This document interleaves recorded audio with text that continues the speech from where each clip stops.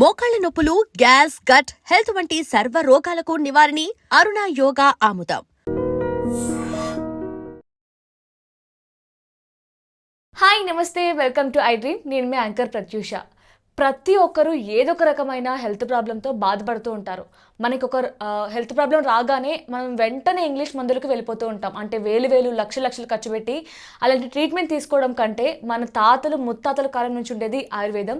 So ఆయుర్వేదంలో ఒంటింటి చిట్కాలకి care of address అయిన 35 years experience ఉన్న డాక్టర్ చిట్టిబొట్ల మధుసూదన్ శర్మ గారు మనతో ఉన్నారు. సో సార్తో మాట్లాడి మరి నిమిషాలు తెలుసుకుందాం.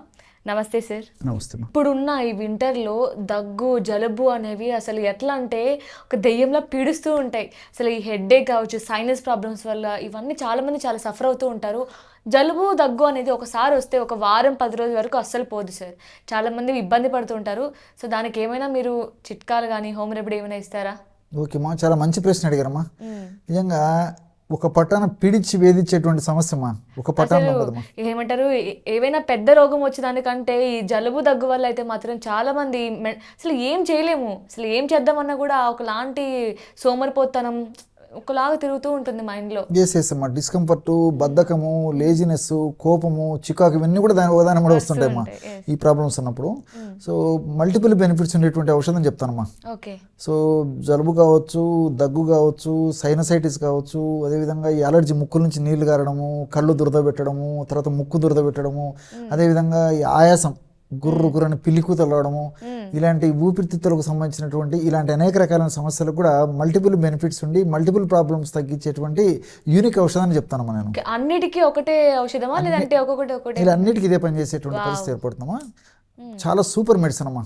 ఇప్పుడు మనం చెప్పుకోబెట్టిన ఔషధం ఈ యొక్క రెస్పిరేటరీ ప్రాబ్లమ్స్ ఏ ఉన్నప్పటికీ చాలా అద్భుతంగా పనిచే అలర్జీ ప్రాబ్లమ్స్ కూడా తగ్గిస్తాం. యాక్చువల్లీ నేను చాలా ఎక్సైటెడ్గా ఉన్నాను ఏంటా హోమ్ రెమెడీ అని. ఎందుకంటే దగ్గు అనేది వాయిస్ చేంజ్ అయిపోతూ ఉంటుంది. అంటే ఈవెన్ యాంకర్స్కి ఎక్కువ ప్రాబ్లం, సింగర్స్కి కావచ్చు, ఎక్కువ మాట్లాడే వాళ్ళకి, కాంటెంట్ క్రియేటర్స్కి, ఇలాంటి వారికి. సో చెప్పండి సార్, చాలా ఆతృతంగా వింటున్నాను నేనైతే.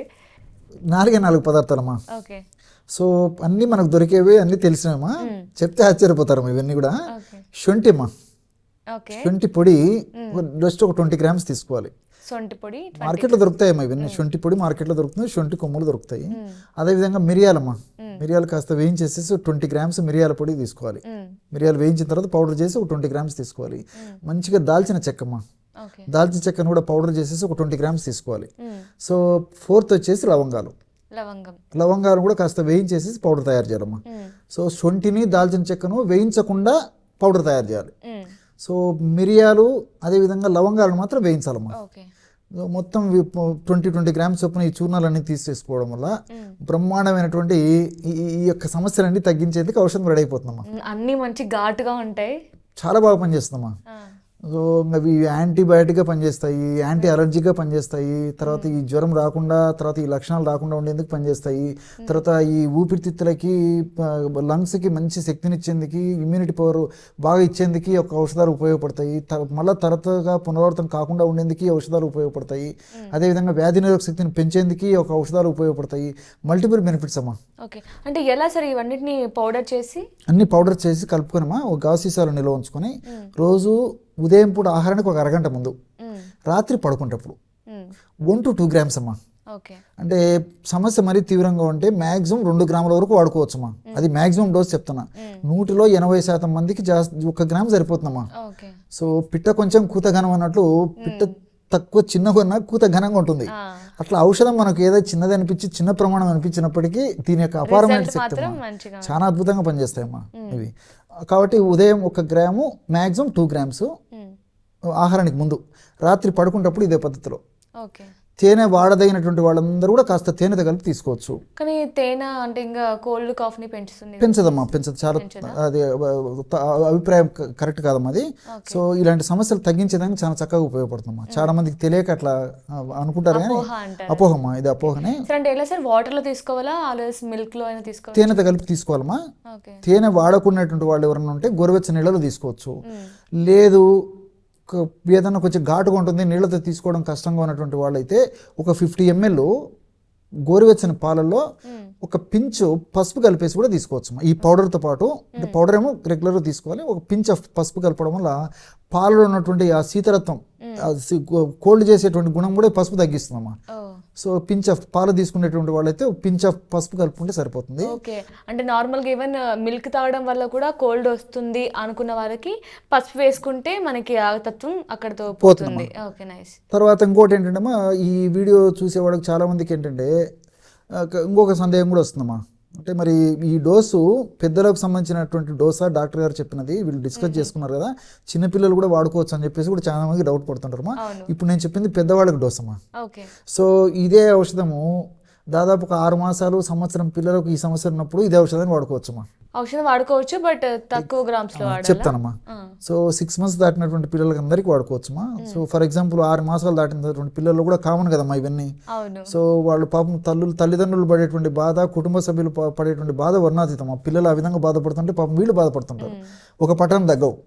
సో ఇటువంటి వాళ్ళకి ఏం చేయాలంటే ఫర్ ఎగ్జాంపుల్ 6 months పిల్లలు ఉన్నారనుకోండి, 6 months పిల్లలు ఉన్నట్లయితే ఒక గోధుమ గింజ ప్రమాణం అమ్మా, గోధుమ గింజ కంటే కొద్దిగా 2 గోధుమ గింజల ప్రమాణం అనుకోండి, తీసేసుకొని సనవాలతో రంగరించి కానీ లేకపోతే కాస్త తేనె కలిపి కానీ బాగా తేనె కాస్త ఎక్కువ వేసేసి కలిపేసి 4 లోపే మింగేసేస్తారు.